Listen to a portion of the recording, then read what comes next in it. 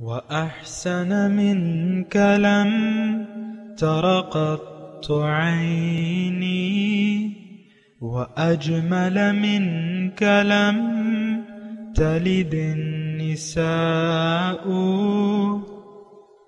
خلقت مبرأ من كل عيب خلقت مبرأ من كل عيب كأنك قد خلقت كما تشاء.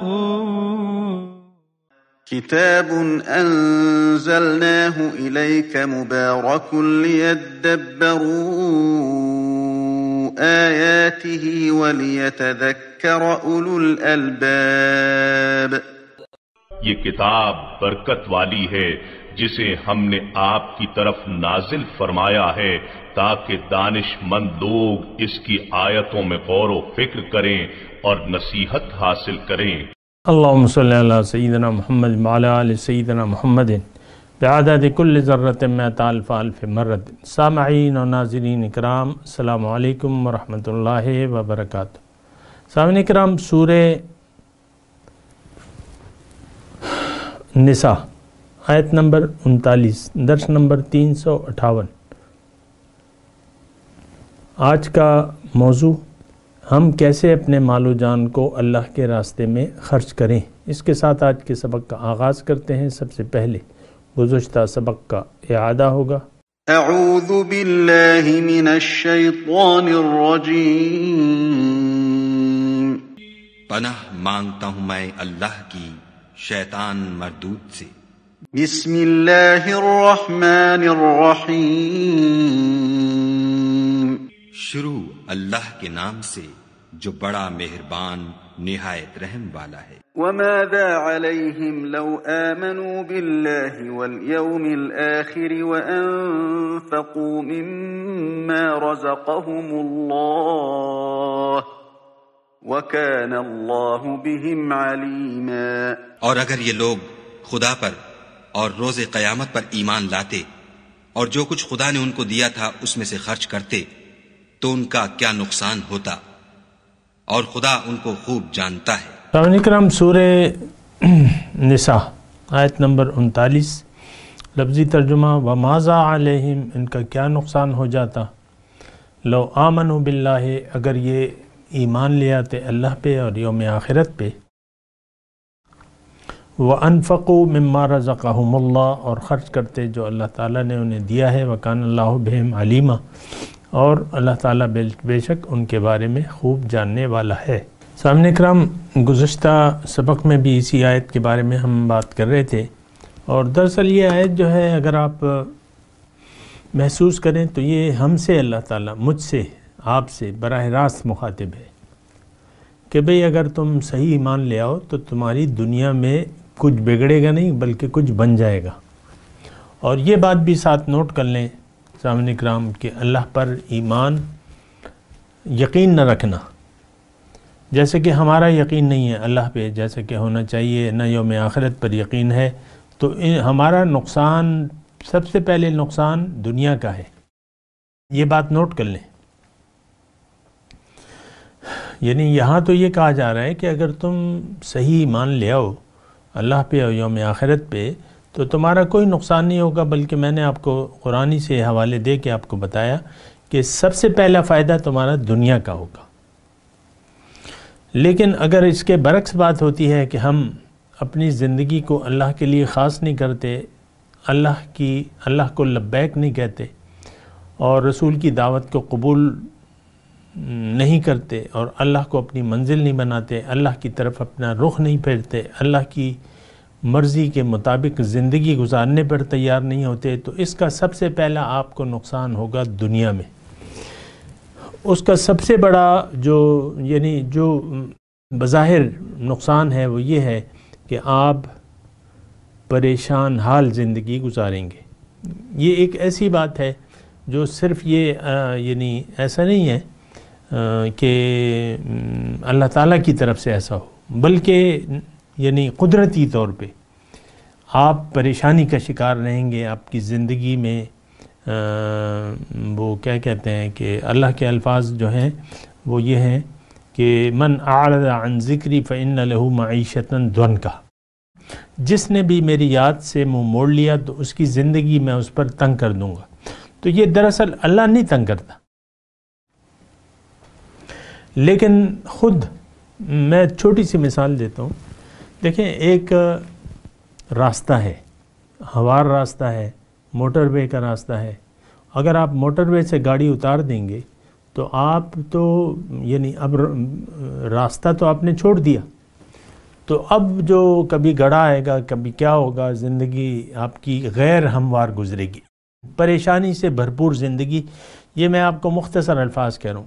سیدھے راستے کو اگر آپ چھوڑ دیتے ہیں، سیدھا راستہ کیا ہے کہ اللہ پر ایمان لے آئیں، یوم آخرت پر ایمان لے آئیں، اللہ کی بندگی کے مطابق زندگی گزاریں، یعنی زندگی بندگی میں گزاریں، کیونکہ زندگی آمد برائے بندگی، زندگی بے بندگی شرمندگی۔ تو آپ مطلب سکون کا سانس نہیں لیں گے، یہ میں بڑی بات کہہ رہا ہوں آپ کو، مطلب جو بظاہر آپ کو پتہ بھی چلے گا، آپ خود اپنے آپ کو دیکھ لیں کہ آپ کی زندگی میں سکون نہیں ہے، آپ مطمئن نہیں ہیں زندگی پہ، اطمینان نہیں ہے، قلبی اطمینان نہیں ہے۔ ہو سکتا ہے آپ کے پاس بے شمار دولت ہو، آپ کے پاس اولاد ہو، مال ہو، دولت ہو، گھر بار سب ٹھیک ٹھاک ہو، لیکن اس کے باوجود آپ کی زندگی جو ہے وہ پریشان گزرے گی۔ بہرحال تو وَمَاذَا عَلَيْهِمْ لَوْ آمَنُوا بِاللَّهِ وَالْيَوْمِ الْآخِرِ، تو اس میں مضمون یہی ہے۔ دیکھیں دو صورتیں اس میں، تو ان دونوں صورتوں کو آپ نے نظر انداز نہیں کرنا ہے۔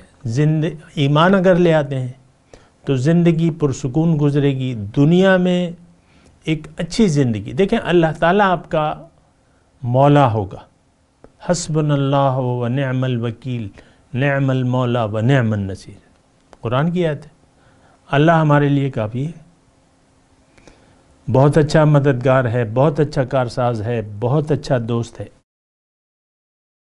تو اب جس کا اللہ مددگار ہو جائے، جس کا اللہ کارساز ہو جائے، جس کی حفاظت اللہ کرے، وہ ایک شعر مجھے یاد آ رہا ہے، بڑا ہم نے پرانا مطلب بڑے وقتوں کا شعر، نور حق شمع الہی کو بجھا سکتا ہے کون، جس کا حامی ہو خدا اس کو مٹا سکتا ہے کون۔ تو شمع حق، مومن جو ہے وہ شمع حق ہوتی ہے، سراجم منیرہ، شمع حق، تو اس کو جو ہے وہ مٹانا تو مٹا تو سکتا ہی نہیں ہے کوئی۔ یہ تو ہماری کچھ خام خیالی ہے، یعنی کسی کو مار کے ہم کہتے ہیں کہ ہم نے اس کو مٹا دیا، حالانکہ شہادت تو مومن کے لیے زندگی ہے۔ بہرحال تو اب دیکھیں اللہ تعالیٰ نے مجھے، اصل میں یہ مضمون کافی وسیع ہے اور سارا قرآن میں اس کے وہ مضامین موجود ہیں۔ ایک بات جو اللہ تعالیٰ فرما رہے ہیں، وَهُوَ مَعَكُمْ أَيْنَمَا كُنْتُمْ، وہ تمہارے ساتھ ہوتا ہے جہاں بھی تم ہوتے ہو۔ پھر دوسری جگہ اللہ تعالیٰ فرماتا ہے کہ أَلَيْسَ اللَّهُ بِكَافٍ عَبْدَهُ، کہ اللہ اپنے بندے کے لیے کافی نہیں ہے۔ ماشاءاللہ، اسی طرح کی یہ بھی آیت ہے، اسی طرح کی جو میں نے ابھی آیت پڑھی، أَلَيْسَ اللَّهُ بِكَافٍ عَبْدَهُ، کہ اللہ تعالیٰ اپنے بندے کے لیے کافی نہیں ہے۔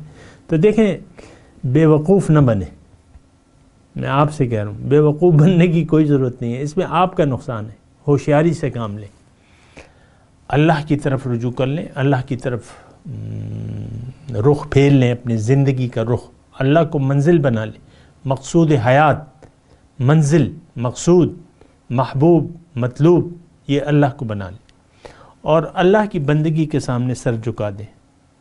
انشاءاللہ بہت اچھی زندگی اللہ تعالیٰ آپ کو عنایت فرمائے گا۔ میں نہیں کہہ رہا، قرآن میں لکھا ہوا ہے، فَلَنُحْيِيَنَّهُ حَيَاةً طَيِّبَةً۔ یہ آیت میں نے آپ کو ان جو مضامین ہے اس میں پڑھ کے نہیں سنا، یہ سنا دیتا ہوں، اچھی آیت ہے۔ مَنْ عَمِلَ صَالِحًا مِنْكُمْ مِنْ ذَكَرٍ أَوْ أُنْثَىٰ فَلَنُحْيِيَنَّهُ حَيَاةً طَيِّبَةً۔ جس نے بھی تم میں سے نیک عمل کیا، مرد ہو یا عورت، تخصیص نہیں ہے، عورتیں اپنے آپ کو کم نہ سمجھیں، مردوں سے درجے میں کم نہ سمجھیں روحانی لحاظ سے، جسمانی لحاظ تو ایک الگ بات ہے، تو کم نہ سمجھیں۔ من عمل صالحا منکم من ذکر او انثی فلنحیینہ حیاۃ طیبہ، اس کو میں ایک بہت اچھی زندگی دوں گا، زندہ کر دوں گا ایک بہت اچھی زندگی سے۔ تو جناب کیا کہنے ہیں، میں تو خود بھی اپنے آپ کو بھی ترغیب دے رہا ہوں، آپ کو بھی ترغیب دے رہا ہوں کہ اس سے اچھا کام کوئی نہیں ہے۔ پھر آپ جب اللہ کو منزل بنا لیں، اللہ کے راستے پر چل پڑیں، تو پھر آپ کی ڈیوٹی بھی ہوگی کہ اور لوگوں کو بھی اللہ کی طرف دعوت دیں، اور پھر اللہ تعالیٰ ان لوگوں کی تعریف کرتا ہے۔ وَمَنْ أَحْسَنُ قَوْلًا مِّمَّنْ دَعَا إِلَى اللَّهِ وَعَمِلَ صَالِحًا وَقَالَ إِنَّنِي مِنَ الْمُسْلِمِينَ، اس شخص سے بات کس کی اچھی ہو سکتی ہے، یعنی اس شخص کی بات سب سے اچھی ہے جو لوگوں کو اللہ کی طرف دعوت دے، بلائے اللہ کی طرف، اور خود بھی عمل صالح کرے۔ یہ نہیں کہ دوسروں کو نصیحت، خود میاں فضیحت، ایسا نہیں، وعمل صالح۔ پھر یہ نہیں کہ الگ کوئی اپنا رتبہ بنا لے، اپنی کوئی الگ تشخص بنا لے، کوئی ہیرو بنا لے، نہیں، کہے وقال اننی من المسلمین، بھائی میں تو عام تم لوگوں کی طرح ایک فرد ہوں، مسلمانوں میں سے ایک فرد ہوں۔ تو بہرحال پھر دیکھیں یہ اس قبیل کی آیتیں جو ہیں بہت زیادہ اچھی ہیں۔ دوسری بھی ایک آیت میں آپ کو سنا دوں، ان الذین قالوا ربنا اللہ ثم استقاموا، جن لوگوں نے کہہ دیا کہ رب ہمارا اللہ ہے اور پھر اس پر استقامت اختیار کر لی،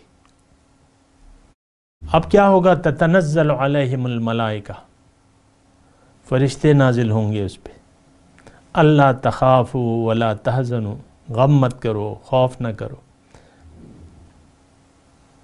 ان کو بشارت دیں گے دنیا میں، وَأَبْشِرُوا، بشارت دیں گے۔ ظاہر ہے دیکھیں رسول بشیر و نذیر ہے کہ نہیں ہے؟ اب یہ انسان جو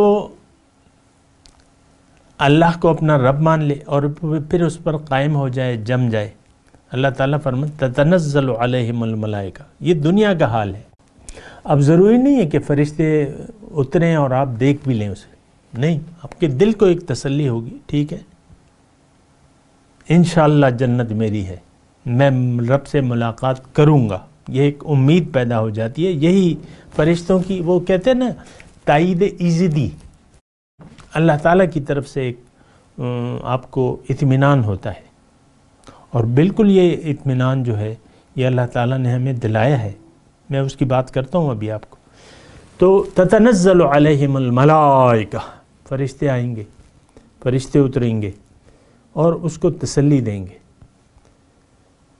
بھائی غم نہ کرو، بھائی خوف نہ کرو، بس چھوڑ دو، غم و فکر چھوڑ دو، اور ان کو بشارت دیں گے جنت کی۔ سبحان اللہ، جس کا تم سے وعدہ کیا جا رہا ہے، کنتم توعدون نحن اولیاؤکم فی الحیات الدنیا وفی الآخرہ، بھئی ہم تمہارے دوست ہیں دنیا میں بھی اور آخرت میں، اور آخرت میں تو وہاں جو تم چاہو گے وہ ہوگا۔ وَلَكُمْ فِيهَا مَا تَشْتَهِي أَنفُسُكُمْ وَلَكُمْ فِيهَا مَا تَدَّعُونَ، جو تم منگواؤ گے وہ ہوگا، جو تم چاہو گے وہ ہوگا، نزلاً، مہمانی ہوگی رب کی طرف سے۔ بہرحال جو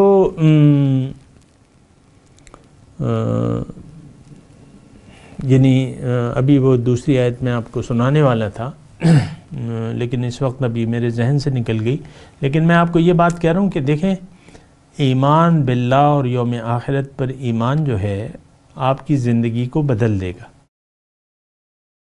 آپ ایک دنیا میں ایک جنت میں داخل ہو جائیں گے، قیل ادخل الجنہ، ظاہر ہے اس میں تو کسی کو شک و شبہ ہونا ہی نہیں چاہیے۔ اللہ نے فرمایا کہ قلب المومن عرش الرحمن اللہ کے رسول فرماتے ہیں کہ مومن کا دل جو ہے وہ عرش رحمان ہے، تو آپ کے دل، آپ نے اپنے دل کو پاک کروا لیا کسی مزکی سے، پھر آپ کا دل تو پاک صاف ہو جائے گا، اور اس میں جو ہے جب پاک ہو جائے تو یہ تو گھر ہے اللہ کا عرش الرحمان ہے، تو اس میں یہ تو عرش رحمان بن جائے گا۔ آپ کیا کہنے پھر؟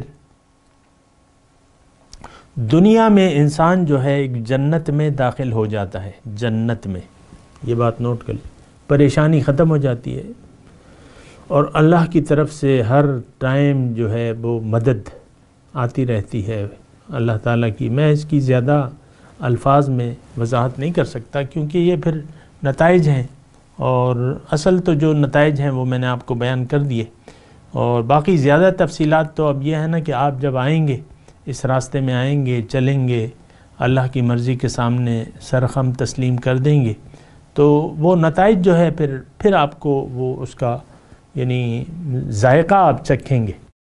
اور یہ ذائقہ چکھنے کی جہاں تک بات ہے تو ایک حدیث مجھے یاد آ رہی ہے، اس کو بھی آپ سن لیں۔ اللہ کے رسول فرماتے ہیں کہ ذاق طعم الایمان من رضی باللہ ربا وبالاسلام دینا وبمحمد نبی، ایمان کا ذائقہ اس نے چکھا جو اللہ کے رب ہونے پہ راضی ہو گیا، اور دین اسلام اس پہ راضی ہو گیا، اور محمد نبی اس پر راضی ہو گیا۔ یہ شخص جو ہے ایمان کا ذائقہ چکھ لے گا، اور یہی 3 سوالات قبر میں پوچھے جائیں گے۔ اصل تو دیکھیں، دنیا میں آپ جیسی زندگی گزاریں گے یا گزاریں گی تو وہی آپ کے ساتھ معاملہ قبر میں ہوگا۔ یہ تو اللہ کے رسول نے فرمایا ہے کہ جس طرح تم زندگی گزارو گے اسی حالت میں تمہاری موت آئے گی، وہی حالات قبر میں ہوں گے، اور وہی جب آپ اٹھائے جائیں گے، کما تموتون تبعثون، جس حالت میں جس خیال آپ کی موت آئے گی اسی حالت میں آپ اٹھائے جائیں گے۔ یہاں تو ہم دنیا کے دیوانے بنے ہوئے ہیں، دنیا کے علاوہ ہمارا کوئی مقصود تو نہیں ہے، دنیا ہی مقصود ہے، دنیا ہی محبوب ہے، دنیا ہی مطلوب ہے، تو یہ تو دیوانے ہیں آپ دنیا کے۔ آپ دیوانے بن جائیں اللہ کے، دیوانگی اچھی چیز ہے، عشق اچھا ہے، محبت اچھی ہے، لیکن اللہ سے لو لگائیں۔ محبت کا مرکز جو ہے وہ اللہ ہے، لا محبوب الا اللہ، اللہ کے سوا تو کوئی محبوب ہے نہیں۔ تو دیکھیں بڑی اچھی یعنی بات ہے۔ بہرحال آگے میں تھوڑا سا بڑھتا ہوں، کوشش کرتا ہوں۔ اس میں آگے ایک لفظ ہے وَأَنفَقُوا مِمَّا رَزَقَهُمُ اللَّهُ، اور وہ خرچ کرتے ہیں جو ان کو اللہ نے دیا ہے۔ اب دیکھیں یہ معنی سیاق و سباق میں تو ہو سکتا ہے کہ مال کا یہاں تذکرہ ہے آیت نمبر 38 میں، وَالَّذِينَ يُنْفِقُونَ أَمْوَالَهُمْ رِئَاءَ النَّاسِ۔ اصل میں ایک بات اور ہے، اس کا تھوڑا سا ہم وسیع معنی بھی لے سکتے ہیں۔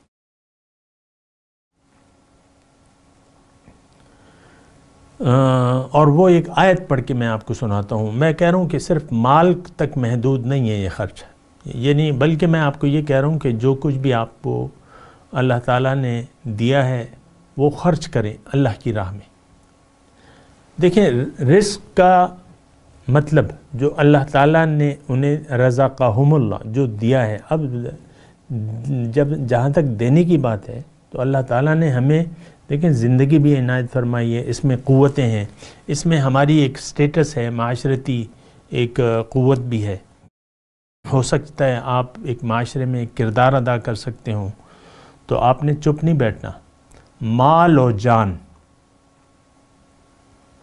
کو آپ نے خرچ کرنا ہے، مال و جان کو اللہ کی راہ میں کھپانا ہے۔ لیکن اس آیت کو اگر آپ ایک وسیع تناظر میں لیں تو میں آپ کو وہ آیت سنا دیتا ہوں، هل ادلکم علی تجارت تنجیکم من عذاب علیم۔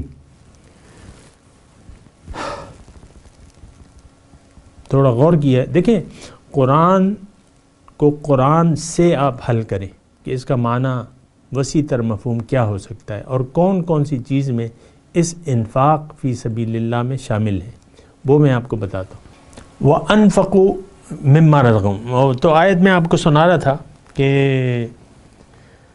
هَلْ أَدُلُّكُمْ عَلَىٰ تِجَارَةٍ تُنْجِيكُم مِّنْ عَذَابٍ أَلِيمٍ، کیا میں تمہیں نہ بتاؤں ایسی تجارت جو تمہیں دردناک عذاب سے نجات دے دے۔ غور کیجئے تھوڑا۔ ہاں بھئی، اللہ تعالیٰ فرما رہے ہمیں، اللہ تعالیٰ ہم سے پوچھ رہا ہے هَلْ أَدُلُّكُمْ عَلَىٰ تِجَارَةٍ، کیا میں تمہیں نہ بتاؤں ایسی تجارت جو تمہیں دردناک عذاب سے نجات دے دے۔ کیا ہے وہ تجارت؟ تؤمنون باللہ ورسولہ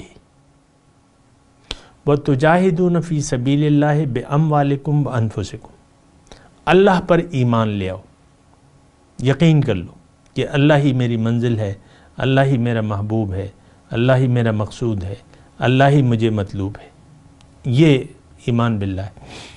تؤمنون باللہ ورسولہ، اللہ پہ اور اس کے رسول پہ ایمان لے آؤ، وتجاہدون فی سبیل اللہ باموالکم وانفسکم، یہ اب تفصیل آ گئی نا، انفقوا مما، کیا چیز خرچ کرنے، وتجاہدون فی سبیل اللہ باموالکم وانفسکم، اور تم محنت کرو اللہ کی راہ میں مال اور جان سے۔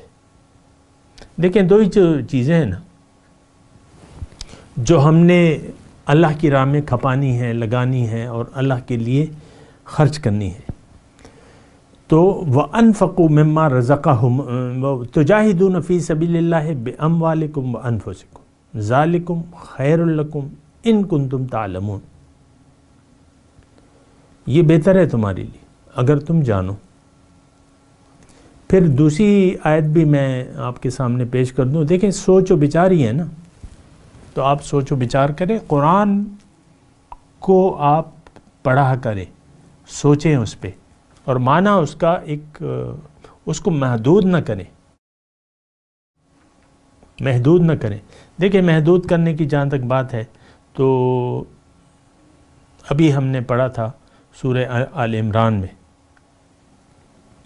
کہ لن تنالوا البر حتى تنفقوا مما تحبون وما تنفقوا من شيء فإن الله به علیم۔ وہاں آپ اس کی تفسیر دیکھیں، میں نے اس پہ اللہ کی توفیق سے بات کی تھی۔ اس آیت میں اللہ تعالیٰ یہ فرما رہا ہے کہ تم نیکی کو پا نہیں سکتے جب تک تم خرچ نہ کرو وہ جو تمہیں محبوب ہو۔ اب صرف مال تو محبوب نہیں ہو سکتا، بعض لوگوں کو اپنی عزت، اپنی سٹیٹس جو ہے معاشرے میں وہ محبوب ہوتی ہے، یعنی گریڈ 26 کا مثال کے طور پہ افسر ہے، داڑھی نہیں ہے، ایمان اگر وہ لے بھی آتا ہے تو ایک رکاوٹ اسے بن جاتی ہے کہ بھئی میں تو بڑے عہدے پہ ہوں، گریڈ 26 میں ہوں، تو میں تو داڑھی نہیں چھوڑ سکتا، ہاں باقی کام کرنے کو تیار ہوں، پیسے دے دوں گا اور یہ کر دوں گا وہ کر دوں گا، داڑھی نہیں چھوڑ سکتا، مثال کے طور پہ عرض کروں۔ ورنہ کس کو پتہ نہیں ہے کہ داڑھی تو پیارے آقا کی سنت ہے، طریقہ ہے ان کا، اور جو بھی ان سے، ان کی طریقے سے انحراف کرے گا تو وہ اللہ کے رسول نے فرمایا جو من رغب عن سنتی فلیس منی، جو میری سنت کو چھوڑے گا تو وہ مجھ سے نہیں ہے۔ اور داڑھی کو چھوڑنے، اس کو بڑھانے اور مونچھوں کو پست کرنے کا حکم تو میرے آقا نے دیا ہے۔ وہ کہتا ہے میں تو گریڈ 26 میں ہوں، میں تو نہیں کر سکتا یہ، بس باقی کام کر لوں گا۔ تو یہ دیکھیں ایسا نہیں ہوتا، جو محبوب اشیاء ہیں آپ قربان کر دیں۔ دیکھیں اصل تقاضا جو ہے بندگی کا ہے، اب بندگی میں آپ کی مرضی نہیں چلے گی، ہم تو اپنی مرضی چلاتے رہتے ہیں، اور دین کو آپ کو میں بتاتا ہوں کہ دین تو ہم نے اپنی خواہشات کے تابع کر لیا ہے۔ مرضی یہ ہے ہماری، کوئی کام کریں یا نہ کریں، کتنا کریں وہ آپ کی مرضی ہے۔ بہت گریڈ 26 والے صاحب بہت ہوا تو فرینچ کٹ داڑھی چھوڑ دیں گے، کیوں کہ میں نے اسلام قبول کر لیا، میں تو سنت کے مطابق تو نہیں چھوڑ سکتا، میں تو مولوی نہیں بن سکتا۔ ایسی ایک بات کر رہا ہوں نا، آپ کے تھے نا وزیر اعظم، جب پھانسی دے رہے تھے تو انہوں نے شیپ بڑی ہوئی تھی، انہوں نے کہا مجھے حجامت کرنی ہے، تو جیلر صاحب جو تھے وہ ڈر رہے تھے کہیں اپنے گلے پہ اس طرح نہ پھیرنے، بہرحال تو انہوں نے، ان کے الفاظ ہیں تاریخی کہ میں مولوی کی طرح نہیں مرنا چاہتا، مولوی کی شکل میں، یہ ان کے تاریخی الفاظ ہیں۔ کیوں کہ وہ تو ایک جینیس تھے، وزیر اعظم سابق تھے لیکن تھے وزیر اعظم، تو انہوں نے کہا نہیں، داڑھی میں کٹوا کے مروں گا۔ یہ ہوتی ہے سمجھ۔ انفاق فی سبیل اللہ صرف مال کا نہیں ہے، محدود نہیں ہے، مال و جان، اپنی ول جو ہے، اسلام کیا ہے؟ اپنی ول اللہ کے حوالے کرنے کا نام ہے، یہ بات نوٹ کر لیں۔ الفاظ تو میں نے انگلش کے استعمال کیے ہیں، لیکن اردو میں بھی میں آپ اپنے آپ کو اللہ کے حوالے کر دیں، مال و جان اللہ کا سمجھیں، اس میں تصرف نہ کریں، اصل بندگی یہ ہے۔ تو بہرحال انفقوا مما رزقہم اللہ کی جہاں تک بات ہے تو یہ مال و جان کو خرچ کرنا ہے اللہ کی راہ میں، جو اللہ تعالیٰ نے ہمیں دیا ہے آپ لگائیں، کھپائیں اللہ کی راہ میں۔ اور دیکھیں یہ جو دو، یعنی اس میں 3 چیزیں بیان کی گئی ہیں اللہ تعالیٰ نے۔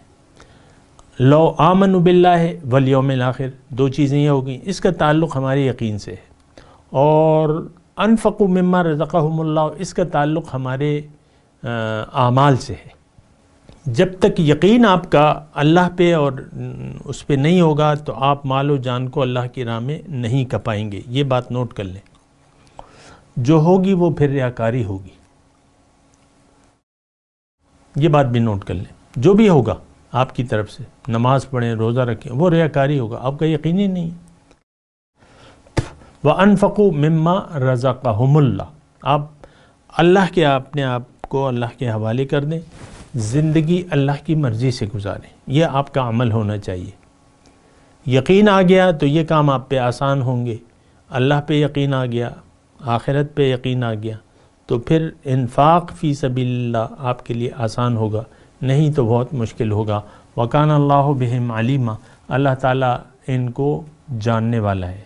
اور ظاہر ہے اللہ سے بہتر ہمیں کون جانتا ہے؟ اللہ ہی ہمیں جانتا ہے اور تو کوئی نہیں جان سکتا، اور ان کو تو اللہ بتائے گا تو وہ جانیں گے۔ اللہ تعالیٰ تو ذاتی طور پر ہمارے دلوں کے رازوں سے واقف ہے۔ تو بہرحال بہت اہم آیت ہے، آیت نمبر 39، اور اس میں ہماری تمام زندگی کا احاطہ ہے، اور یہ خاص طور پہ ہمارے لیے ہے۔ یہ بات آپ نوٹ کر لیں۔ میں تلاوت کرتا ہوں، میرے ساتھ دہرائیے۔ اعوذ باللہ من الشیطان الرجیم، بسم اللہ الرحمن الرحیم۔ وَمَاذَا عَلَيْهِمْ لَوْ آمَنُوا بِاللَّهِ وَالْيَوْمِ الْآخِرِ وَأَنفَقُوا مِمَّا رَزَقَهُمُ اللَّهُ وَكَانَ اللَّهُ بِهِمْ عَلِيمًا۔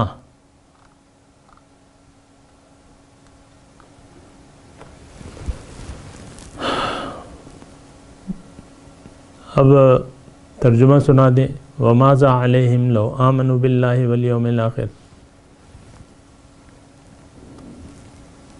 اور کیا ان کا کیا نقصان ہوتا اگر وہ ایمان لے آتے اللہ پہ اور یوم آخرت پہ۔ وَأَنفَقُوا مِمَّا رَزَقَهُمُ اللَّهُ، اور وہ خرچ کرتے اس سے جو اللہ نے انہیں دیا ہے۔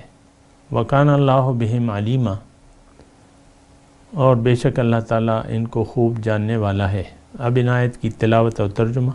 اعوذ باللہ من الشیطان الرجیم،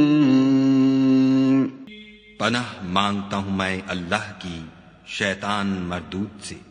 بسم اللہ الرحمن الرحیم، شروع اللہ کے نام سے جو بڑا مہربان نہایت رحم والا ہے۔ وَمَاذَا عَلَيْهِمْ لَوْ آمَنُوا بِاللَّهِ وَالْيَوْمِ الْآخِرِ وَأَنفَقُوا مِمَّا رَزَقَهُمُ اللَّهُ وَكَانَ اللَّهُ بِهِمْ عَلِيمًا۔